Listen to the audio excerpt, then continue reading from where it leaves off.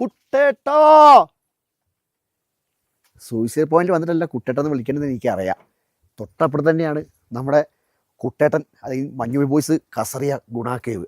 എന്തായാലും ഇവിടെ വന്നിട്ട് ഗുണാക്കേവ് കാണാതെ പോയിട്ട് കാര്യമില്ലല്ലോ. ഇത് സൂയിസൈഡ് പോയിന്റ് തൊട്ടപ്പുറത്ത് ഒരു 3-4 കിലോമീറ്റർ ഉണ്ടാവും നമ്മൾ ഗുണാക്കേവിലേക്ക്.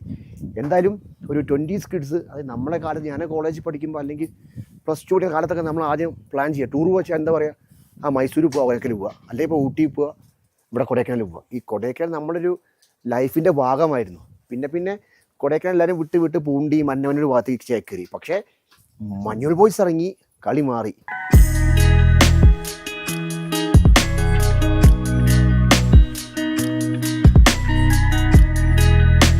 മസനഗുഡി വഴി ഊട്ടി, ഇതായിരുന്നു ഒരിടയ്ക്ക് ട്രെൻഡ്.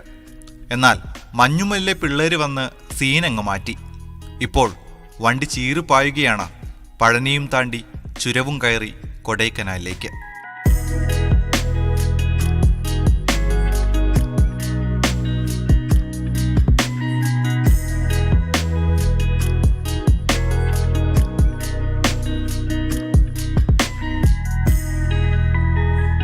ലേക്കും പൈൻ ഫോറസ്റ്റും സിൽവർ കാസ്കേഡും ഡോൾഫിൻ-നോസും സൂയിസൈഡ് പോയിന്റുമൊക്കെയായിരുന്നു നമ്മൾ മലയാളികളുടെ കൊടൈക്കനാൽ ട്രാവൽ ഡയറിയിലെ ഡെസ്റ്റിനേഷൻ പോയിന്റുകൾ.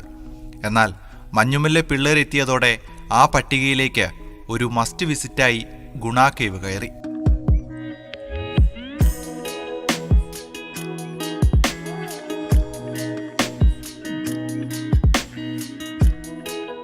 ഒരു മനുഷ്യനെ ശരിക്കറിയണമെങ്കിൽ അവരുടെ കൂടെ ഒരിക്കലെങ്കിലും യാത്ര ചെയ്താൽ മതിയെന്നാണ് പറയുന്നത്. അങ്ങനെ പരസ്പരം ശരിക്കറിഞ്ഞ 11 പേരുടെ കഥയാണ് ചിദംബരം സംവിധാനം ചെയ്ത മഞ്ഞുമൽ ബോയ്സ്.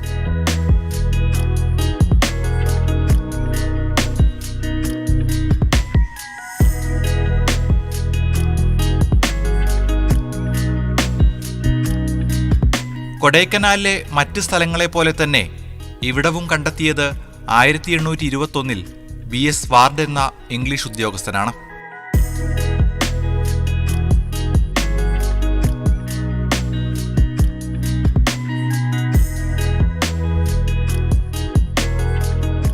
കൊടൈക്കനാലിൽ നിന്ന് ഏകദേശം 10 കിലോമീറ്റർ അകലെ സമുദ്രനിരപ്പിൽ നിന്ന് ഏകദേശം 7000 അടി ഉയരത്തിൽ പൈൻമരക്കാടിന് നടുവിലാണ് ഗുണാക്കേവ്.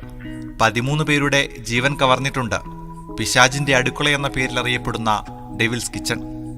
ഇത് ഔദ്യോഗിക കണക്കാണ്. എന്നാൽ മരണം അതിലും കൂടുമെന്ന് നാട്ടുകാർ പറയുന്നു.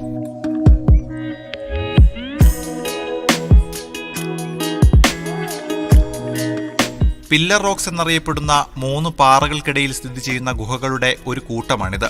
പ്രധാന കവാടത്തിൽ നിന്ന് ഏകദേശം 400 മീറ്റർ നടന്നു വേണം ഗുണാക്കേവിന്റെ മുകളിലേക്കെത്താൻ. മഴക്കാലത്തും മഞ്ഞുകാലത്തും കോടമഞ്ഞ് കയറി കിടക്കുന്ന സ്ഥലം.